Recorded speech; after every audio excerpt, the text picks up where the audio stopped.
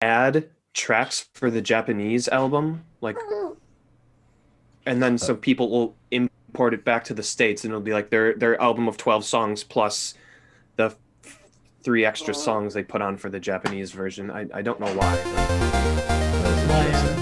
My dad, he's got loads of vinyls in his collection, and he's got the original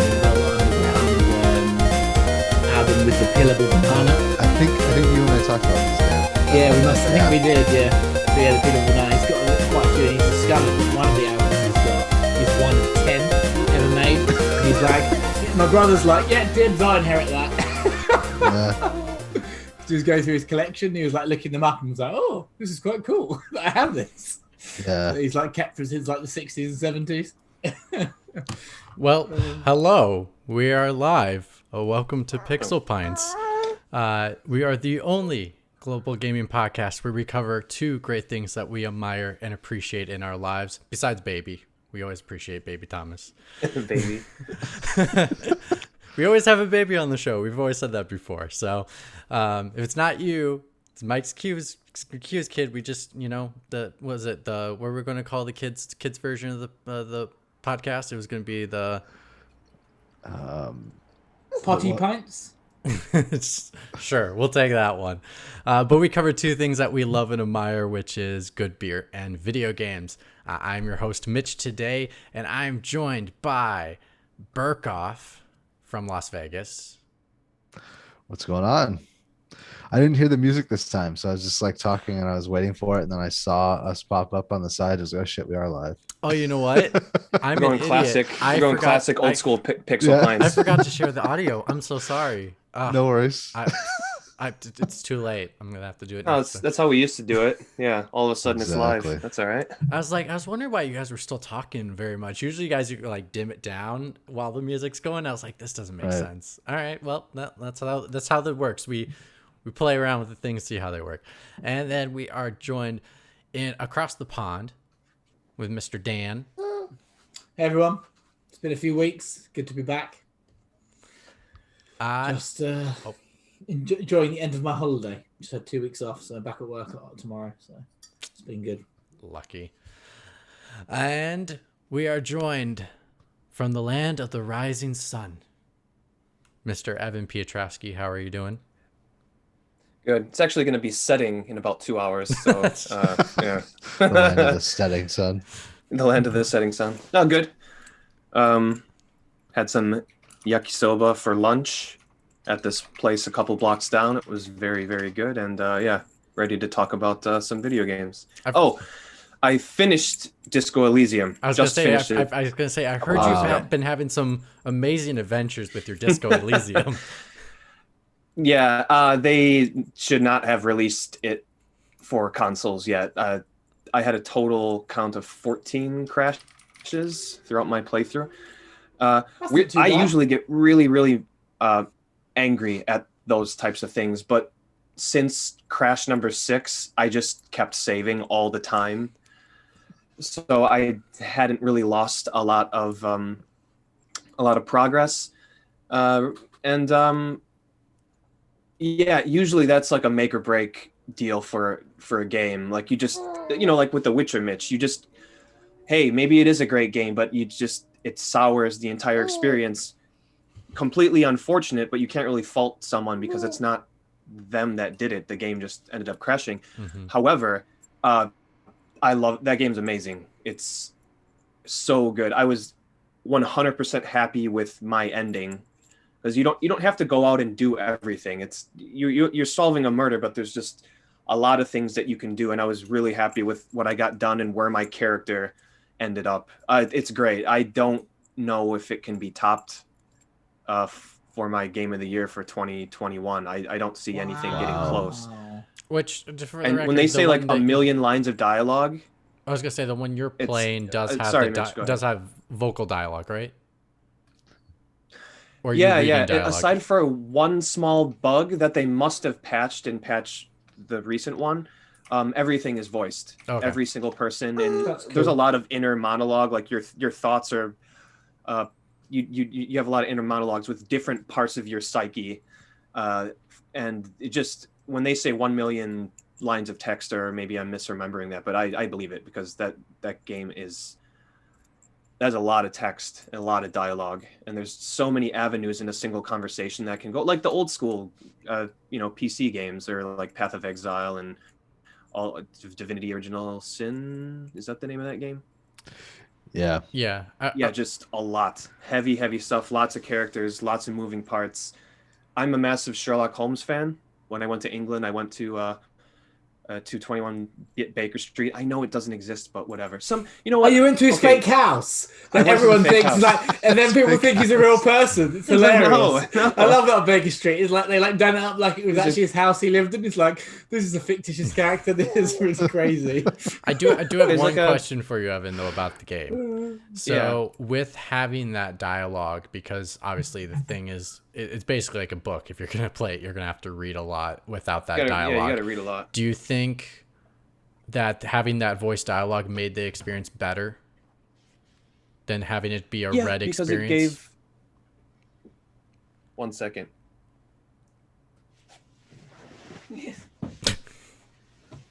It gave voice to all the characters, and it really fleshed them out. And the voice acting is really, really good, especially your inner voice. It's just this low baritone, smooth ass voice. I specifically tried to remember the voice actor's name as the credits rolled, and I forgot. What are we doing here? Oh, okay. I thought it really helped the game out, and you can skip through it if you want. So sometimes I read faster than the dialogue is speaking, unfurling, and during those times I'll skip past it. But yeah, it's as great as everyone says it is. And Evan, just anything that has, you're a detective and you're going around the town and you're filling in your notebook and you're like, okay, this person was here. Oh wait, no, this doesn't work. They lied to me. And then you find a bit of evidence, and then you start talking to yourself. That's Your cool. inland empire starts playing tricks on you and trying to mess you up. And you're like, you can dismiss thoughts like, hey, you're a fucking cool cop, aren't you? You're the best. And you're like, no, I don't want to. Let's just stick to the case. Like, have this. I'm not a cool cop. I just want to solve the case. Yeah, Evan, you can totally feed into those parts of your psyche, the more ridiculous parts of it, or you can just brush them off and try to go a more logical way with everything. But it's really, really good. Evan, with your 15 crashes, was that just basically you had to start again, or was there bugs that stopped you from accessing things and stuff like that?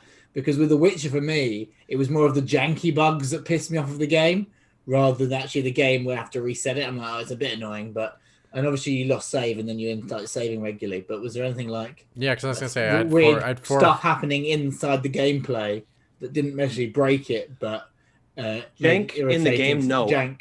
Okay. There's only one crash. There's only one bug that prohibited me from finishing a really long quest. It was just this quest. You had to do all these things and go all over the map, and it was the culmination of that quest. And so you have to do a stat check with the character, and then you hit enter, and the camera starts zooming out. And I'll be very vague about it. Something starts happening, but it keeps happening, and it doesn't move on to the next scene, and it just stays there. And the characters are doing this, moving back and forth, and they just don't stop. I'm like, I don't think that's supposed to happen. Yeah. And so I looked online, and sure enough, everyone's like, this quest won't finish. And then luckily, the next day, I believe, the patch 104 came out and it fixed it. But all the other crashes were just crashes, mostly in loading screens. What did you play this on? So, PlayStation 4 Pro. Okay. But the game itself isn't janky. It's just okay, good. Loading screen, and then that's more of an issue for me, because now you've told me that I'll save regularly. But if it was a janky mess in the actual gameplay, I wouldn't have bothered. No. But, okay, good.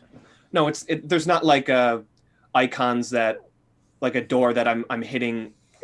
Yeah, and it's not opening, and I'm stuck. Okay, or you highlight something and the icon doesn't pop up, and nothing like that.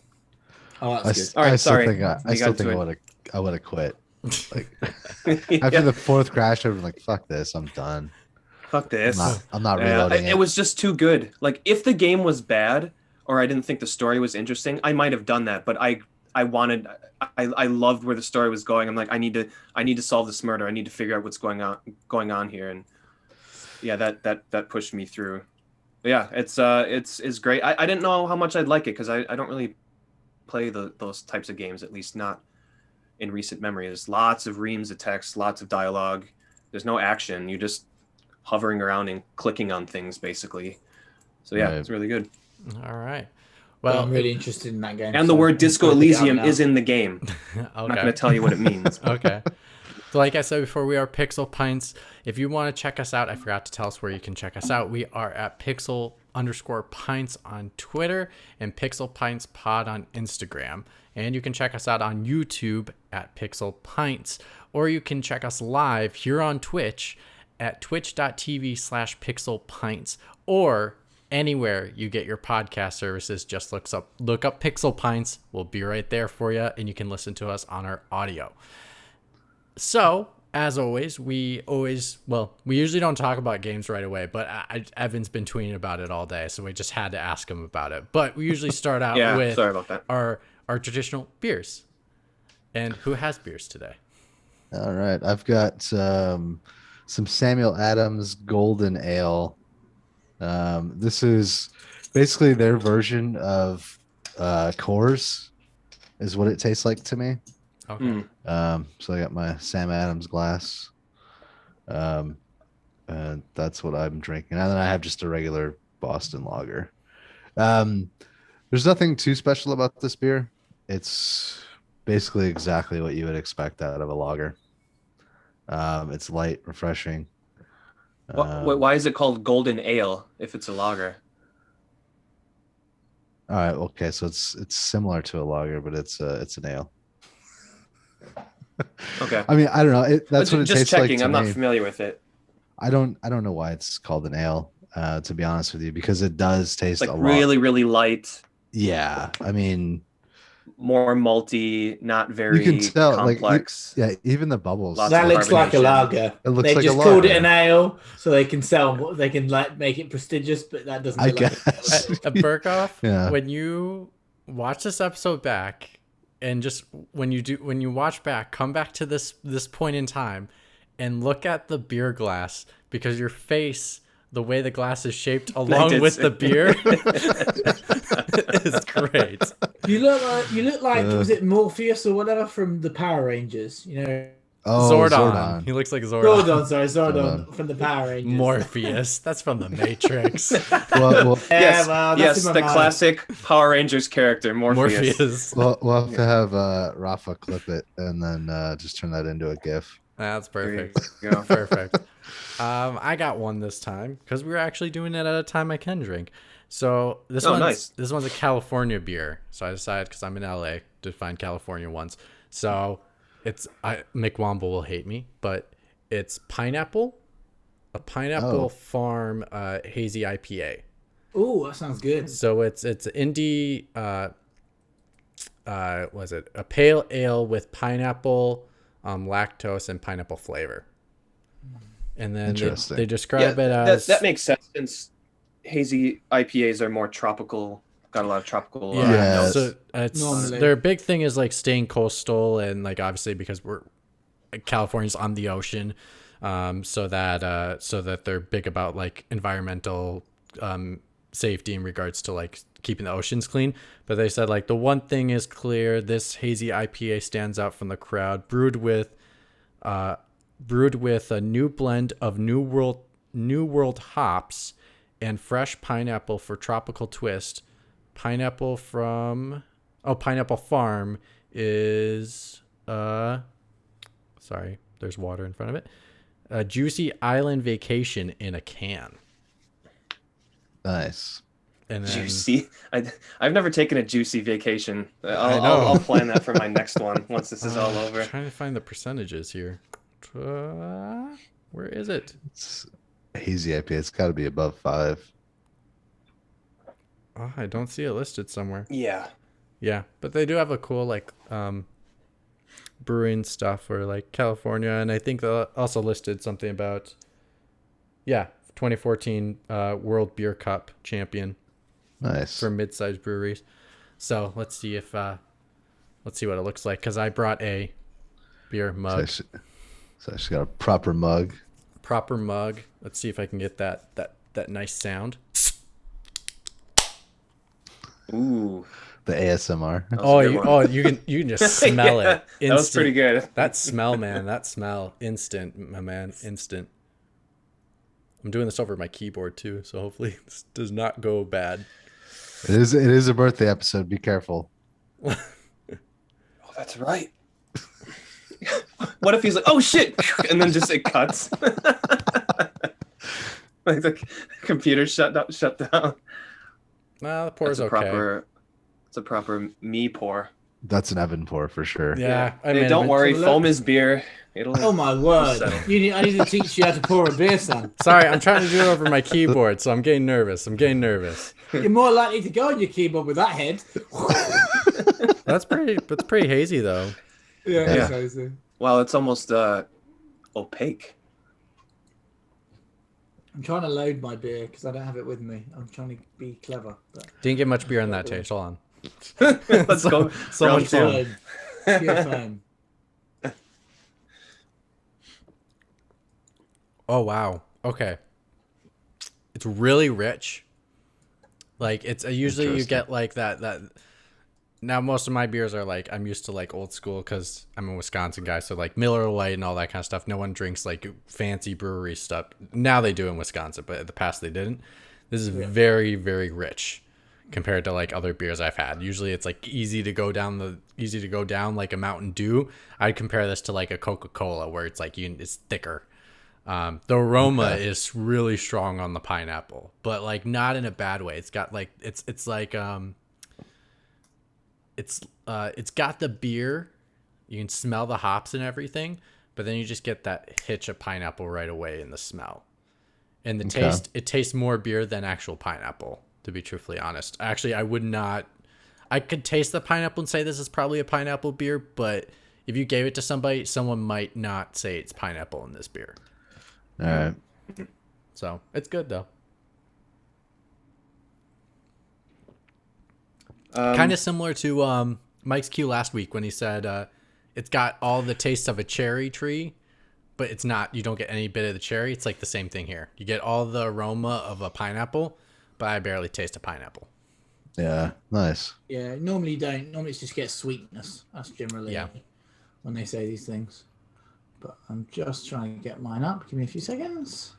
Wait, didn't he describe it as like walking through a cherry tree and then getting pits in your mouth? I was like, wow, that is like a very interesting way to I compared it to drinking cherry tea, where you get the aroma in the tea, you get the aroma of whatever it says it is, but when you actually drink it, you're like, I don't taste any of that. Yeah. You're like, false advertising. And then was it Mick Womble's like, no, it's cherry tree. He's like, no, I said cherry tea. Like, what kind of like Abbott and Costello routine is this? Whoa. Kermit the Frog has a beer? There we go. A toad. This is my beer. We can't. It just says for a toad. We can't. Yeah, no, that's. Have you ever read the books, the Frog and Toad books? As a kid? I love those books when I was a kid. Frog and Toad, go get a beer. It's the next new hit, Evan. Adventures of Frog and Toad.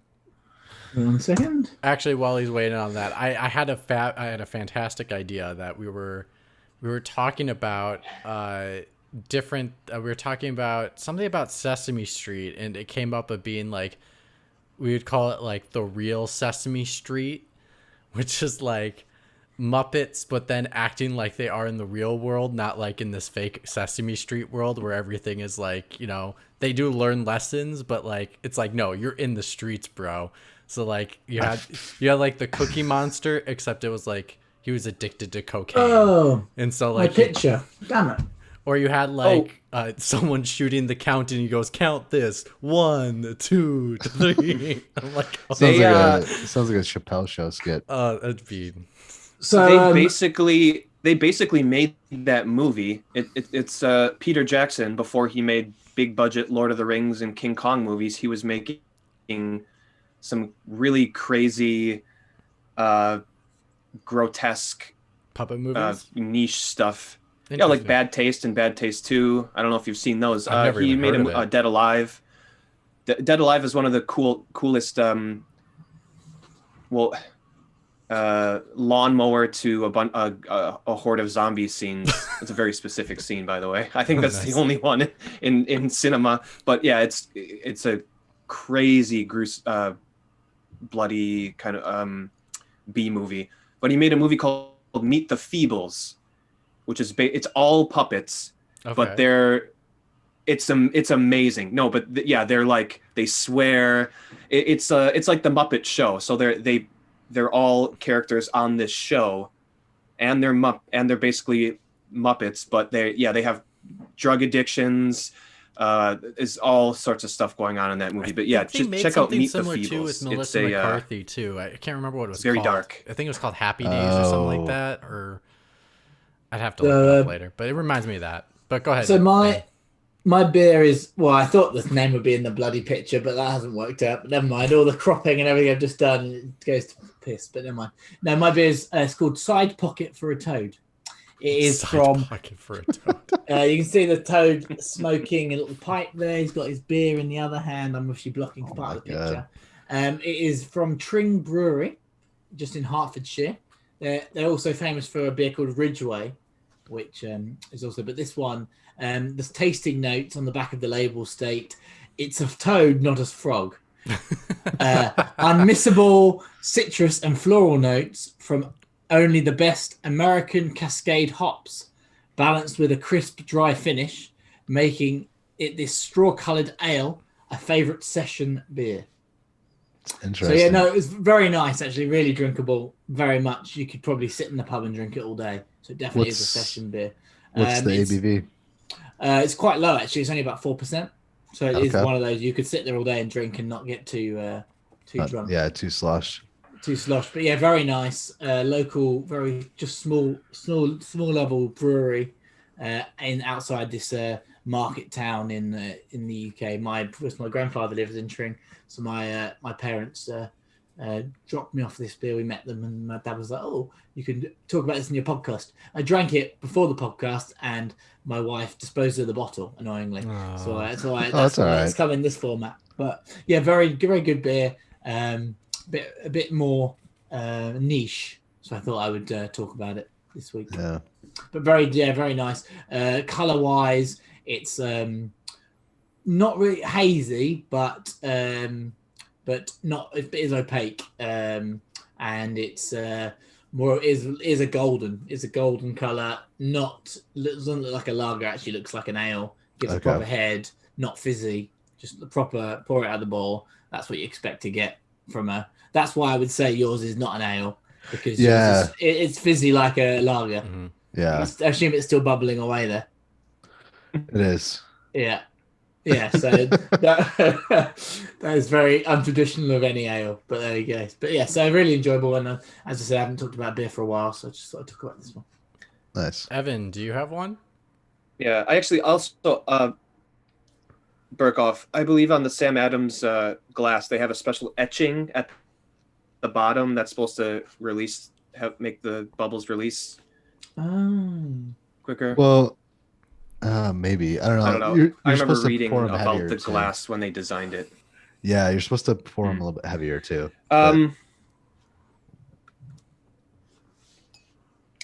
This I am not opening because I just bought this yesterday.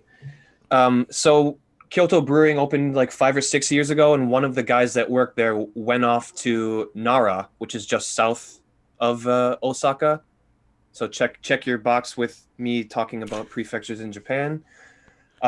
Really, really cool designs. The N is for Nara Brewing, and this is the Twilight Zone. It is a Belgian dark strong ale. Ooh. 8% ABV and then 19 IBU, so quite light. But it's a great session. Yeah, this is you don't need one bottle for that session. A bottle conditioned dark strong ale with this really cool graphic you design. You and yourself in your session. I'm really yes. This is my session. You know what? Yeah, That would go great Evan. with your Disco Elysium session with your crashes. Yeah. Every time he you would have a totally crash, be doing yeah. this. That's for Yeah. sure. Yeah. You know when it's a strong beer when they put a cork in it. You don't really feel many beers with a Yes. cork in Yeah. like that, but yeah. Oh, that's gonna have some kick to it. I'm looking forward to this. It's $25 too, Holy so cow. it better be good. So Yeah, yeah, but- you know how we talk about prices of beer in the US versus Japan? Something like that here would probably cost $25 too. Mhm. Yeah, I like that. Yeah, I went out and to Kyoto Station, and Kyoto Station is absolutely massive. And we went to this, like the top floor in this corner where you can kind of see everything and look down on the city, and no one's there. So it's just me and two other friends, and there's a bottle shop very, very close to there that sells import beers, and they had that. And I was just spending like 700 yen, 900 yen on beers, and I'm just like, oh, in for a penny. So I just bought it. Yeah. But I picked this up in yesterday as well. This is by Bard Beer, Baird. It's run by a couple, an American guy and his Japanese wife. And they started it. It's been around for a really long time. They were one of the first proper craft breweries in Japan that were making like American style beers. They weren't creating craft beer for the Japanese palate, where just like they just never really dig into the flavor. There's no punch to lots of their styles. It's a bit watery. I don't know why that they just didn't. A lot of Japanese craft breweries just weren't taking chances with styles, and they were one of the first to say no, fuck it, like these need to be true to their style name. So this is a Dark Sky Imperial Stout. That I means love I'm the out. artwork. Yeah, I believe these are all wood block prints, and they use the same artist for all of their bottles. So Dark Sky Imperial Stout is a veritable tempest of roasted malt and pungent hop flavor. Also unfiltered as well. It doesn't. Oh yeah, well 10%. Oh my god. You're going to be hammered by the end of today's episode. Luckily, this is only 330 milliliters. You got That's malt, like a glass barley, of wine. wheat, hops, sugar, and yeast. Evan, that literally is a glass of wine. You should get yourself a big wine glass and just sip it. I feel- You got the feel goblet. bad. There we go then. This is a stemmed tulip glass. I should be drinking this out of a brandy snifter. That's the proper glass for a beer this heavy. But I mean that's opaque. Yeah, you can't see Yeah. it. You can't see Well, it there. that is a stout. That's what you're gonna get. I'm gonna hate that beer. That's gonna be my worst nightmare. That beer. I can already tell you. I hate love stouts. I know beers you're gonna like love that. it. You're gonna love Yeah. it. Oh man, yeah. This is the malt flavor, very sweet chocolate. You get on there, and there is sugar in here. It said so you can really taste the sugar. That's why it's so. Medium hop aroma. It definitely really smells. You get that sweet chocolate and roasted malt on the head.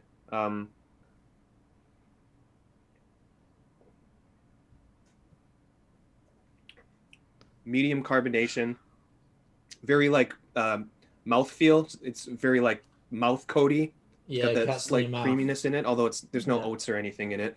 But wow, yeah, that is a good Imperial Stout. It's so damn flavorful. Dan and I are like, Yeah, you can lots of- keep it. You can keep it. Yeah, to be fair though, I would have one with you, but I would probably not finish it. I'll be honest.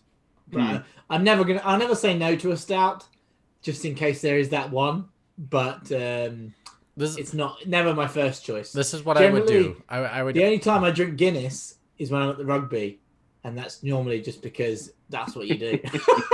Right. See, Evan, this is what I would do. I would say Evan and I would go get one, and then I would go, let's order 2, 1.5 for you and half for me. Yeah. The other thing, Evan, what I'd love you to know by the time you finish that is how heavy it is, because obviously, like drinking like stouts normally, I like drinking like meals, and like they were saying the calories in a Guinness is the same as a roast dinner. So we need to see how heavy you feel, how heavy you feel after. Obviously, you'll be very drunk, so it'd be hard to really tell. It might numb the heaviness from your stomach. Now that you say that, I really need to do like a really regimented workout for the rest of the week. I woke up this morning and had Marmite toast, and then I had 2 pieces of leftover pizza, and then I ate yakisoba, and now I'm having like a roast duck in a glass. All right, so we can move on with the topic. It's you get like taste wise, you get everything that you want from a stout. It's a little bit of a bitter sweet chocolate, a little bit of cocoa, coffee. Nice. Got that roast malts. It is just a really, really solid Imperial stout. And I think that's the reason why I don't really like great. The reason I don't like stouts is I hate coffee. I think if I liked coffee, maybe. I think I would like like stouts. coffee, I think that's my. It is the weakest. It is the weakest flavor in here, I will say. Okay. You're getting much more roasted, the bitterness of the roasted Chocolate. malt, and the sweetness of the chocolate, Yeah. and then it's got a really long finish on your tongue, so it just sits on your tongue and builds and builds. That was this is really really good. I'm glad. It's Sunday. I got to go to work tomorrow, so I'm having this. What time is it? And maybe one you got more some time beer. to recover. Yeah. Maybe don't open the 8%. Leave that for another day. Yeah, I've been playing too much tomorrow. Disco Elysium. I wanna trash a hotel room. That's the mood I'm in. Yeah, good stuff. I really like this. All Dark right. Sky Imperial Stout by Bard Beer. Awesome. So on to the topic, gentlemen, which will be PlayStation. We didn't talk about it last week because the news came out so last minute that we already had a topic in mind. We usually don't cover the hot news items of the week, but this one's just kind of crazy, and I want to approach it in a different way anyway.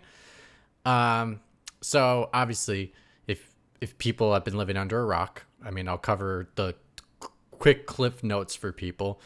So Jason Schreier, being the rock star he is in investigation journalism in the games industry, has given a scoop in regards to Days Gone, along with the just kind of how the direction Sony is going for their first party games. Not necessarily for everything. I think people are reading too much into it, which we'll get into that a little bit.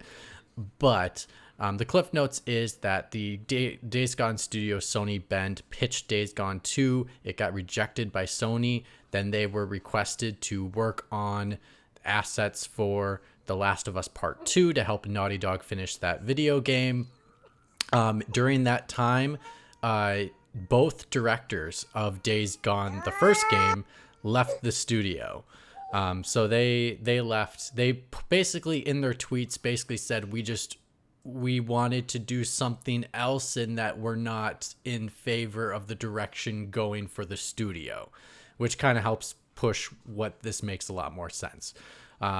So now that they've helped with assets, they then were pitched to work on they were going to remake a video game of some kind. They were working either on Uncharted or it was going to be The Last of Us Part 1, and ended up helping with doing The Last of Us Part 1. But now that has moved over to Naughty Dog, which now Naughty Dog will now finish. And now the Days Gone team at Sony Bend is actually working on their own property after some people leaving and people coming in. So there's an entire shakeup of that entire studio. But then on top of that, we've also seen some studios have been lowering down, including Japan Studio closing down. And it seems like the assets have been moving towards Sony really focusing on those big first-party titles, which they're calling the quadruple A or whatever you want to call it, instead of the triple A title. Now, during that time, they've also been pretty quiet about everything, and just they talked a little bit about the story in regards to just how Sony has been very quiet, and they're trying a very different approach, that they're not going to do as much smaller projects. They're going to focus on the big projects, which is what they're good at. So I thought I would just get your initial reactions first, and then I'll start with the crazy questions. So, Evan, when you heard all this stuff, what got your brains going? I would rather see Bend do something other than Zombie Game Part 5. So in that regard, that kind of makes me happy that they were forced to not do. That's me. If they really wanted to do a Days Gone 2 and Sony's like, not going to happen, that sucks for them if they believed in that project. However, it it's interesting because with you get a lot of people, not a lot of people, but there's a small group of people. You got like Liam, you got Vin Hill, and then like Colin Moriarty, and even Curious Conjurer. They love Days Gone. So to them, this initial section of what we're talking about, right, the state of Sony and what the hell they're doing with their studios, they were like really, really bummed out because they like that game so much. I initially, yeah, I don't know. Sony's a weird one now. I don't know what Sony we're dealing with. But we can push the conversation forward. But from initially when that story was about Bend and Days Gone 2 kind of getting shut down, I'm like, okay, so another zombie game doesn't come out. That's a win for me because I don't want to fucking play another zombie game. And you don't want to kill another dog, Evan. No, I don't. Oh, bloody dog-killing bastards. And I haven't played Days Gone, so I can't speak for the quality of that game per se, but yeah. Hey, don't make that zombie game, make this zombie game. Putting my bias out there on my old YouTube channel that I did do a review for Days Gone. I also did a spoiler review. Thank you for the game directors. They were awesome. They actually retweeted my spoiler talk about it because they and gave me very nice comments about because I was constructive. I definitely told them things that I did not like and I thought they could fix. But I compared them to Uncharted 1, where the game was good and it had things, but I don't think it was great. And I said in it is like if they got another shot, they could have an opportunity to be like an Uncharted 2. But with that being said, totally. As Space well, 2, yeah. they do have a way to go backwards. And so I think the thing that's getting lost in my brain of being like why people are so frustrated is like, guys, they pitched them their thoughts on what the game should be going forward. What if the pitch was bad? Not necessarily saying like that these people like didn't try very hard on their ideas, but what if saying like they were focusing on the wrong things and Sony was like, why are you focusing on that? You really should focus on this. And that's their project. That's their baby. They don't want to be pitched off of that. So basically saying like, might as well just, cut you off before you go in the wrong direction. But I'll go to Burkoff. What do you think? I'm in the same boat as Evan. So I cannot fucking stand zombie games. I'm so sick of them. Yeah. So sick of post-apocalyptic. Just get me out of that world. But that being said, Days Gone did sell really well. I mean, it did really well. So when I heard this news, I was a little confused as to why Sony would make this decision. It doesn't make sense to me. It was seventh of all time. 7th highest selling of a Sony property. Yeah, and it was the best selling of 2019. It didn't start well though. But to be honest, Burkoff, there was not another first party title that came out that year. Death Stranding, which by most accounts was far more popular. Yeah, but I don't. That's not first party. That's a second party title. Okay, well, maybe a Sony exclusive, I guess. Maybe Sony's trying to be hard on the kids. Like, hey, do the Killzone to Horizon Zero Dawn thing. Do one of those. Problem. So you did Days Gone. Now make the next cool thing. But I will say, here's the thing, and I also covered this on my. This is all fun because I covered a lot of this stuff in the old YouTube channel stuff, and I used to do in-depth stuff there. And one thing I did cover about Days Gone was there was a clear disconnect between audience's reception of the game and the press's reception of the game. The press really dinged this game hardcore. Yeah, they hated it. But there was a huge. The audience score was extremely different for all the different sites, Metacritic, and usually I don't follow that kind of stuff as much, but in this case, it was the word of mouth on top of the Metacritic score of the user score, and the reviewer score were so different. It was between 8s and 7s. Like there was a 10-point margin difference when a game initially comes out. Yeah, that I thought there was a disconnect, and I think they even Jason Schreier even said in his article that, you know, the media's reception on the game, the initial reception, did influence them on regarding whether the title should be redone or keep going. Yeah, I mean, even so, there's that, and also, I mean, technically, it's impressive as well. Like I remember seeing that many zombies on screen.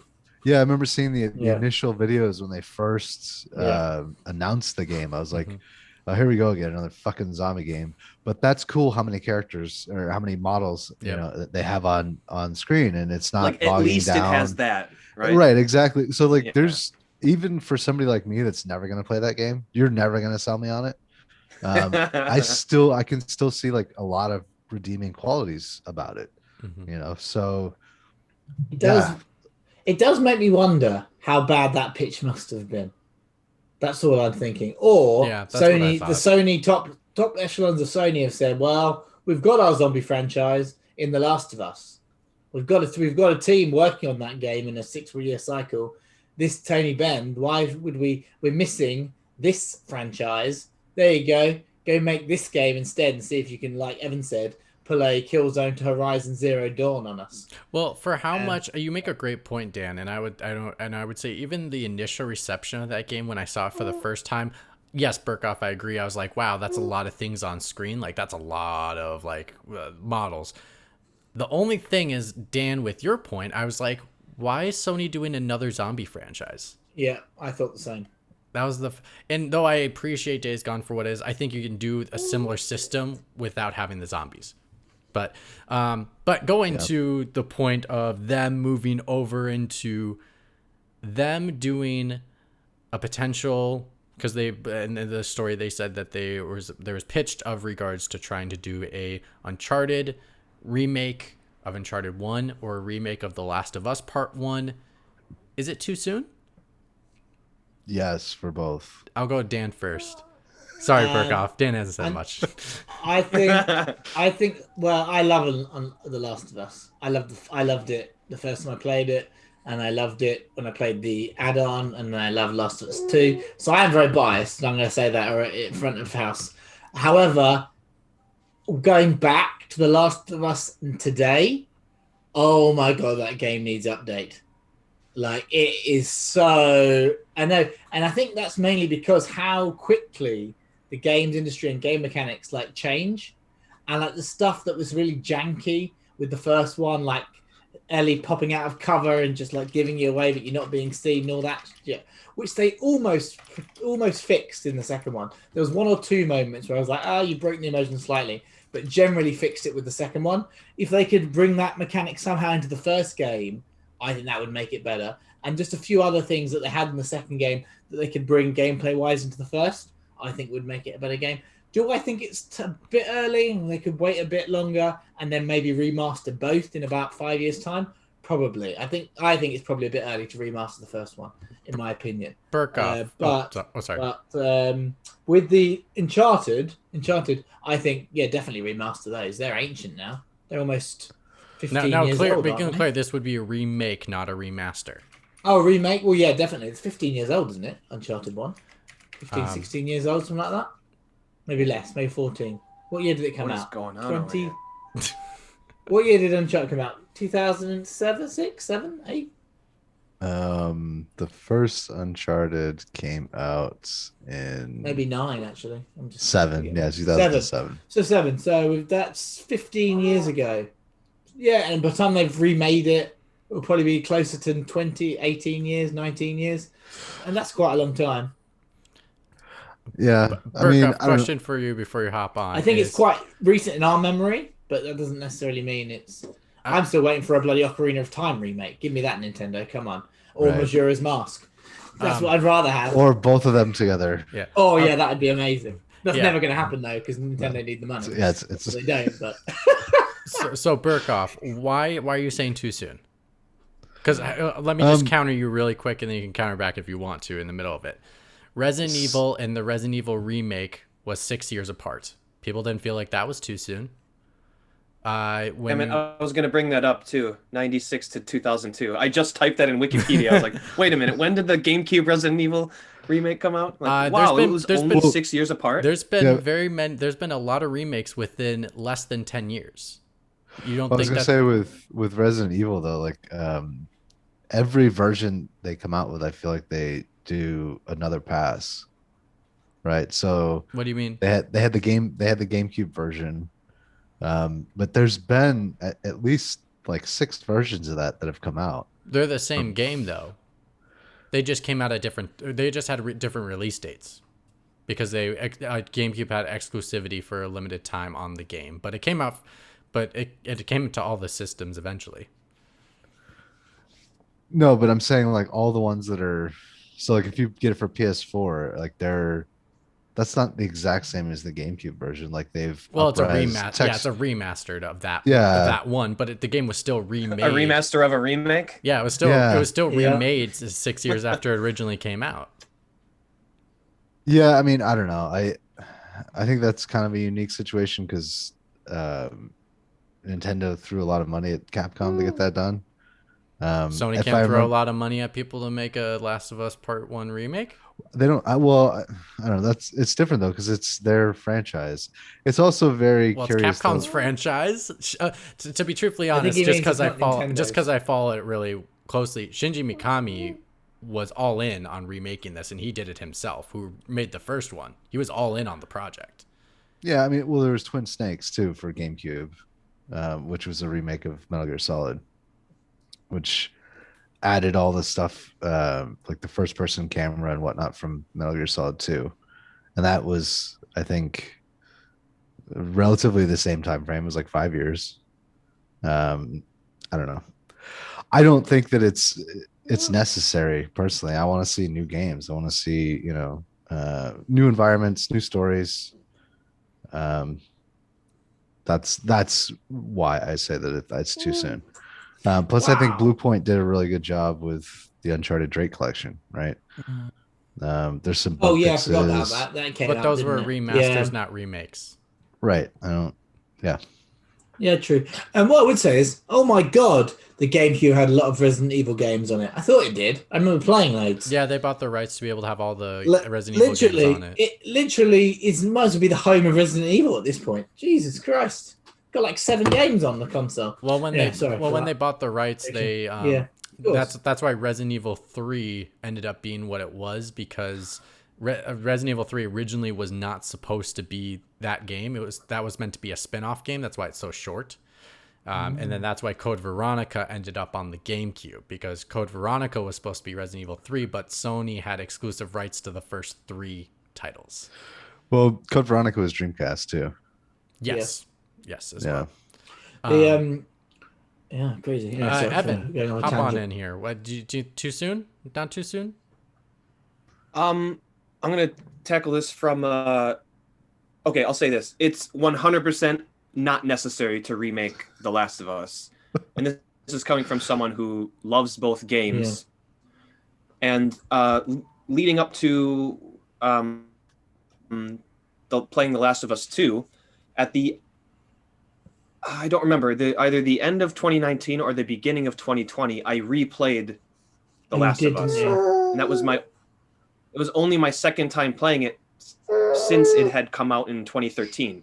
So that was 7 years apart, but I wanted to primer myself for that. And I know that Dan had said that he thinks that the controls and stuff are a bit archaic. I found it, and I played it on survivor mode where you can't see people through the walls, and there's even fewer things, fewer items and bullets and stuff that you can pick up in the game. I thought the reason why it 100% is not necessary, in my opinion, is it plays fine and it still looks good enough that remaking it so soon is. Yeah, well, it's that's not fair. as archaic as some other games that are remade for that special, that the purpose of updating the game with quality of life updates or reworking the controls or making an old ugly game look better. And what I'll kind of Do you think it compare could be it to where a remastered game that I instead of think remade, Evan? Do you think it could be remastered in the? I don't even think it needs that. But they already remastered it. but it yeah, that's a good they point. remastered it for PlayStation 4, but I'm thinking, PS4, yeah. and How much? what I'll compare it to a game that should be remade for the reasons that I stated is what is going to come out within the next couple of years, I imagine, is Resident Evil 4. Mhm. Now, Resident Evil 4 came out in 2005, and that was like pretty much one of the first over-the-right-shoulder third-person shooters. It revolutionized how Right. third-person shooters were made, and then Gears of War added the cover system onto that. I know games before it, like Kill Switch, might have been technically the first over-the-right-shoulder third-person shooter, but then Resident Evil 4 completely changed the game with that. But going back to Resident Evil 4, I think a lot of people, it's one of the most highly regarded games ever made. I think Resident Evil 4 is one of the best games that has ever been made. But if you go back to it now, it was in, like, old school 3D games. They were still figuring out how to create games into 3D space. Going back to those games is a bit hard. This game was figuring out how to do shooting in a third person space, and it feels a bit archaic, where The Last of Us from 2013 does not feel archaic or archaic enough that it's justified to have a remake. Resident Evil 4 is a game that is held in high regard. It doesn't play great anymore, so that's the type of game that I think is more justified in remaking it and updating it to all the things developers have learned and upgraded and tweaked in third-person shooters. Now let me just tackle it. Oh, sorry. Now let me just tackle it this way. That's it. There is a show coming out for The Last of Us. Do you think it's a smart move They're for going them? all in on this. Do you think that it's a smart move for them to do this? And putting bias aside of like, is it too early? Is it not too early? Do you think it's a good idea that they have a remake coming out or potentially around the same time as this TV show? Sure. Oh, by the way, I'm gonna buy the game. I'm totally buying if that. they remake it, I'm gonna buy it. I'm totally buying it and playing it. I don't for see, sure. Evan, now you've said those things, I don't see why, if they wanted to re-release it, they couldn't. They're not going to do this because, they want to release them as individual titles. But talking about what you just said, Mitch, about the TV show, I thought it would be more sensible and less time-consuming to just remaster it for PlayStation 5 along with The Last of Us 2 and then release them together when the show comes out. They won't do that because they want to make more money. Well, it makes more financial sense to them to do the remaster and hope everyone who bought the original will rebuy the remaster, like me and Evan, and I'm sure a lot of other people will as well. Also, to kind of counter your argument in a sense of, I think if Sony was going to do it, they want to show off that PlayStation 5. And a PlayStation 3 game does not show off that PlayStation 5. A PlayStation 4 game does not show off that PlayStation 5. I think if they wanted to do it, they want you to like go, oh my God, look, I can play this game that looks almost exactly like the TV show. Sign me up. It's all it's hot, man. You got Resident Evil 8 coming out, and Infinite Darkness is coming. You also have the Uncharted around movie the same time, and potentially a remake of Uncharted.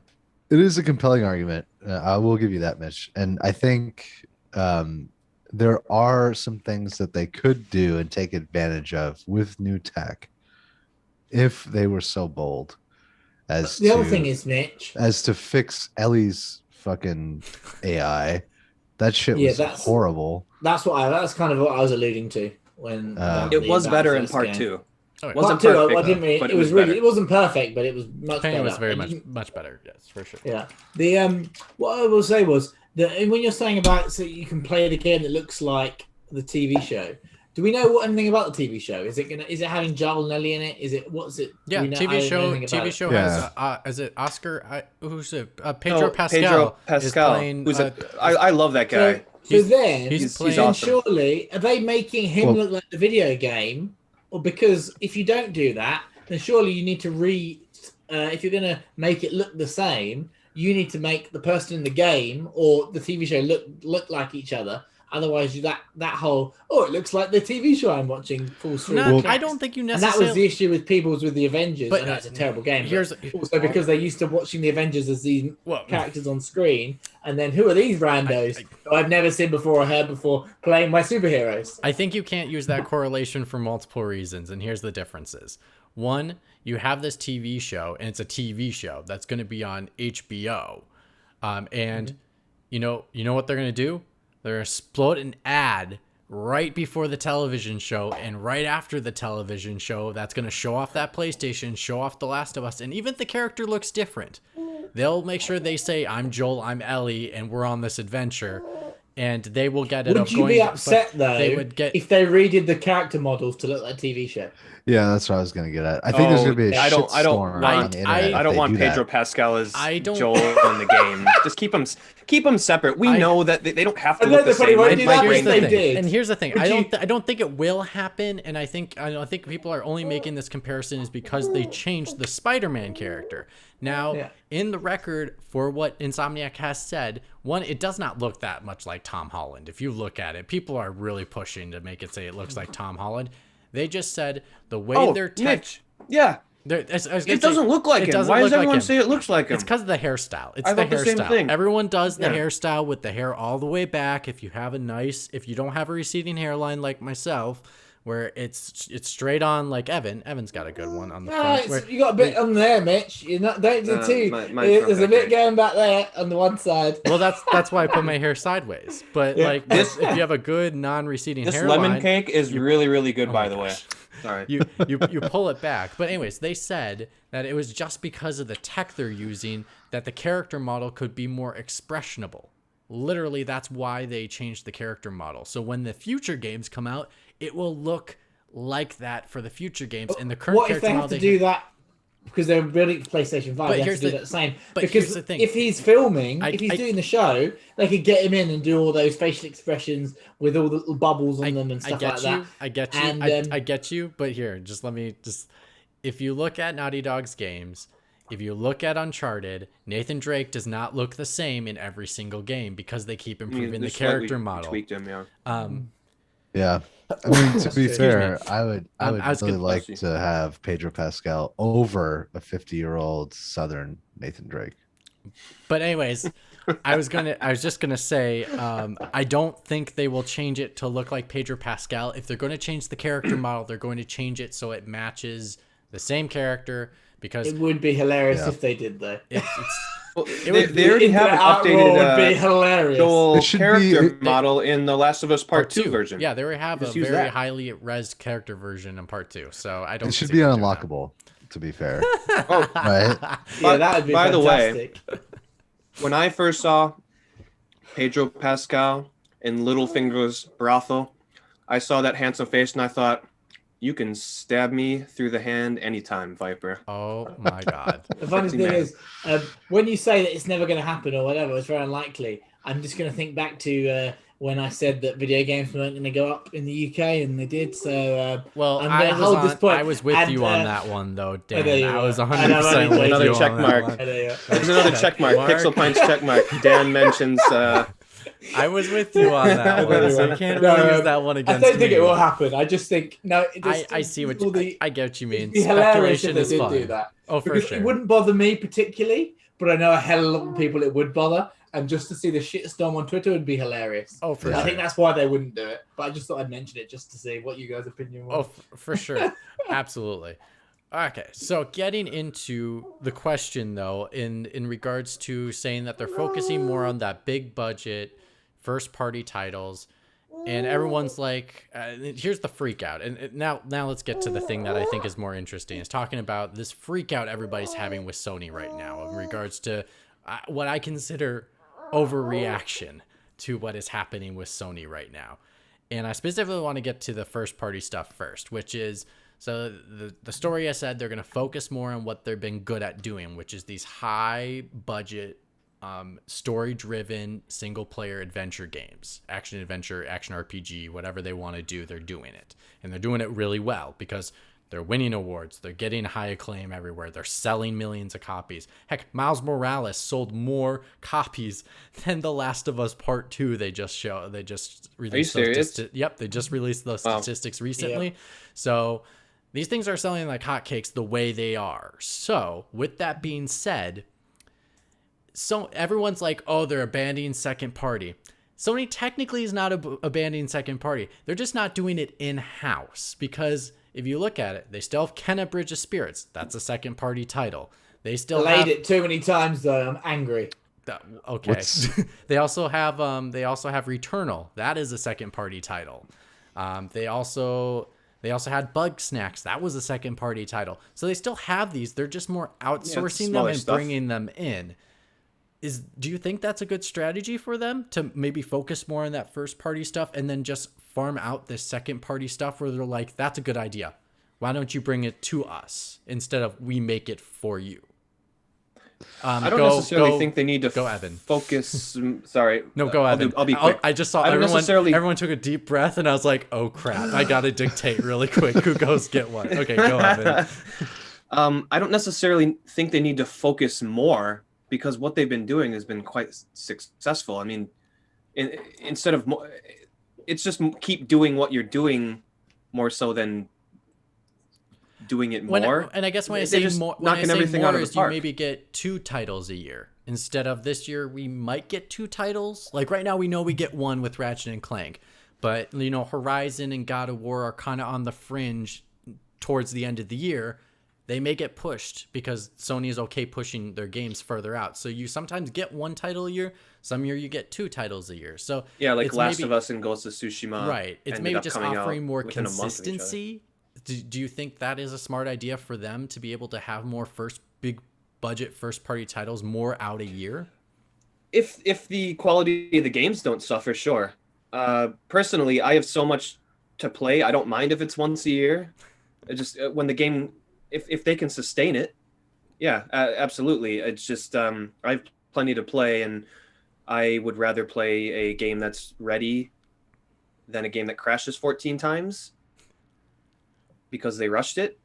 Disco Elysium. So yeah, if it's sustainable, go ahead. Are you happy with the direction of them farming in second party titles? Seem to be doing okay. Like there's a lot of those games that are like a Bug Snacks. It's like, yeah, give me a couple, throw in a couple of those a year, and then give me God of War 2, and I'm a happy camper. All right. I have so much to play, and I'm very patient when it comes to games. So yeah. Okay. Yeah, I'm gonna kind of mirror what Evan was saying, and I feel like it's a bit of a non-issue, and I think that part of it is more PR messaging than anything.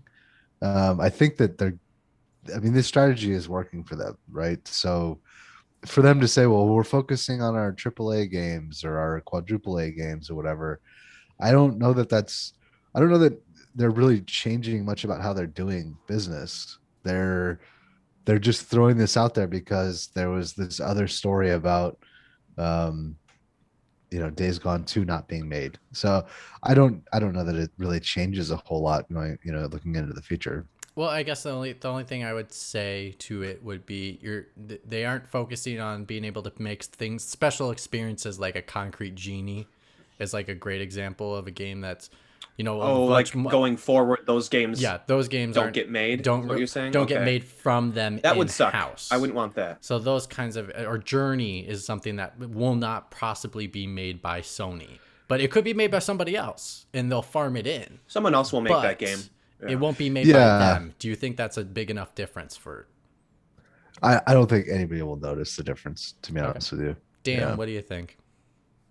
I think it's interesting because there's a lot of bluster around all this, and I'm kind of going to echo Matt and Evan here about that. So Sony, but I think where the bluster is you think that people from Wisconsin are all alike? Exactly. I was going to say, do you think Evan and I are the same person? Yeah, sorry.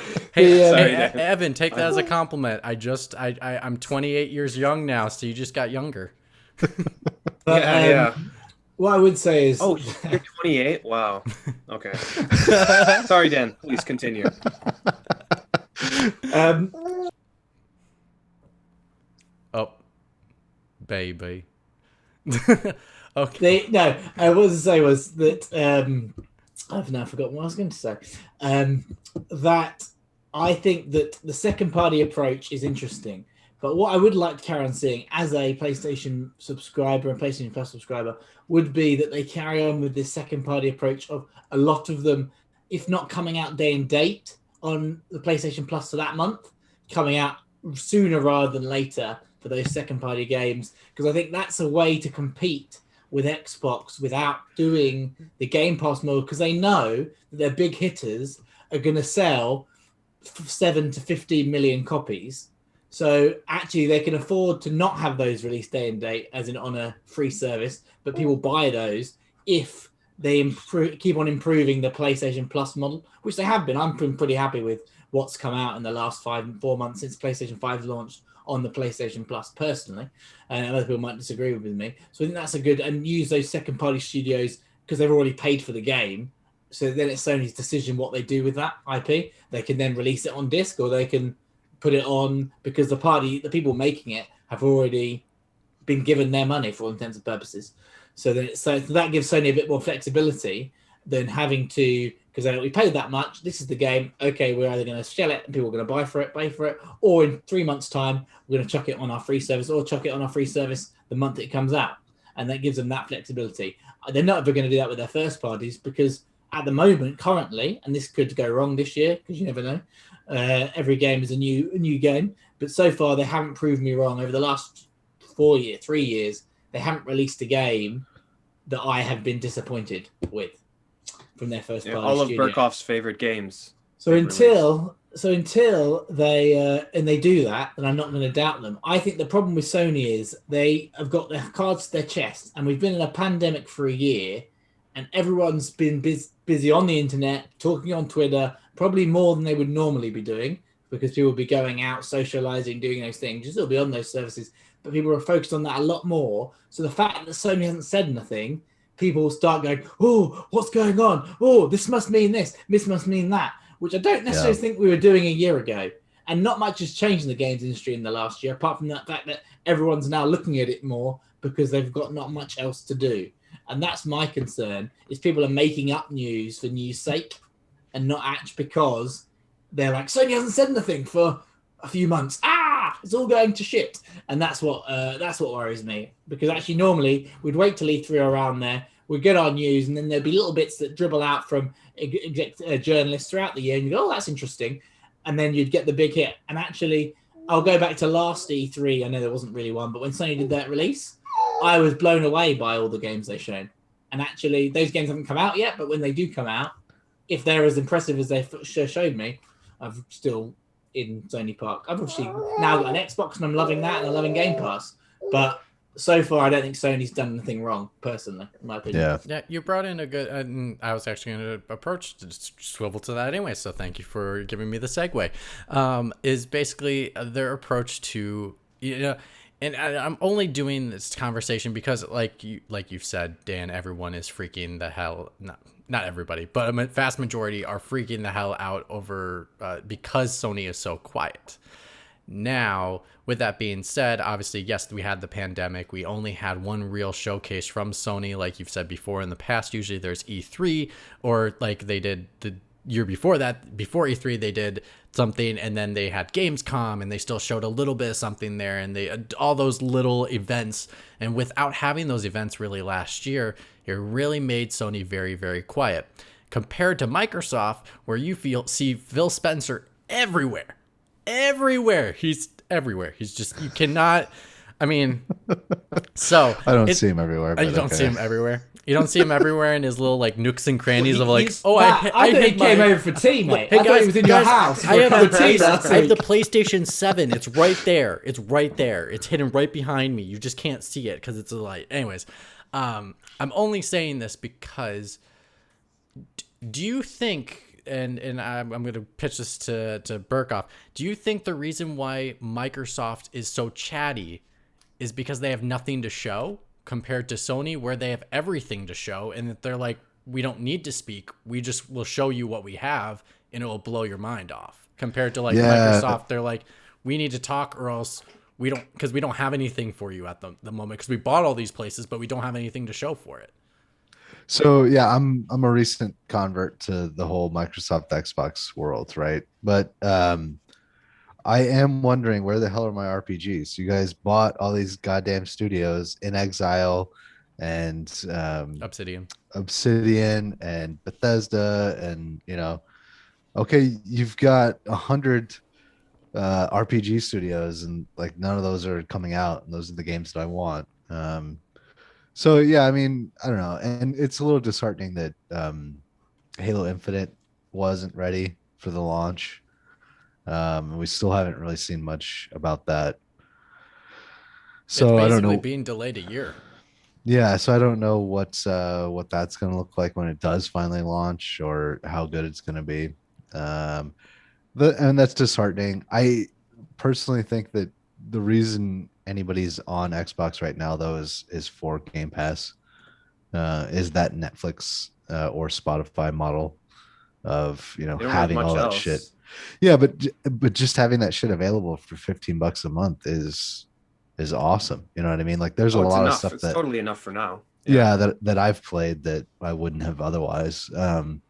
And it's not like they're all old games. They are releasing some day and date games from third party studios. So Right.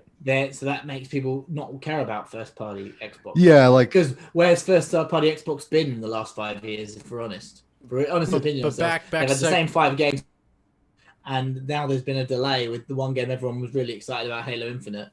For someone who's just recently acquired an Xbox, I don't feel like I'm not been like, damn, I haven't played that Xbox first party game, because I actually wasn't really interested in their first parties. I bought it because I knew for 15 quid a month I could play all my third party games, and I knew that my Sony box was my first party exclusive Right. box, and that's what I get for. And if I get some good PlayStation Plus games along the way to play alongside, perfect. But I was kind gonna of, say, kind of yes. segue back to my question though, because we're getting off the path to Game Pass, which is we'll get back to that later. But to my question of like, what do you think is the better approach? To talk constantly about something, or to not say something at all and just let the game speak for themselves? What's the better approach, do you think? Just let the games speak for themselves, because the majority of the people that are buying them, the bulk of their money is not coming from people like us that watch the industry. The majority of their money is coming from the people that see one advert on TV, and like, oh, that looks cool. Oh, it's for PlayStation. Okay, I'll buy it. Yeah, you know what I mean? Yeah, Evan, Evan, what do you think? Same question. What if? Sorry, I really apologize for this shtick, but what if, Sony's like holding their cards close to the chest, right?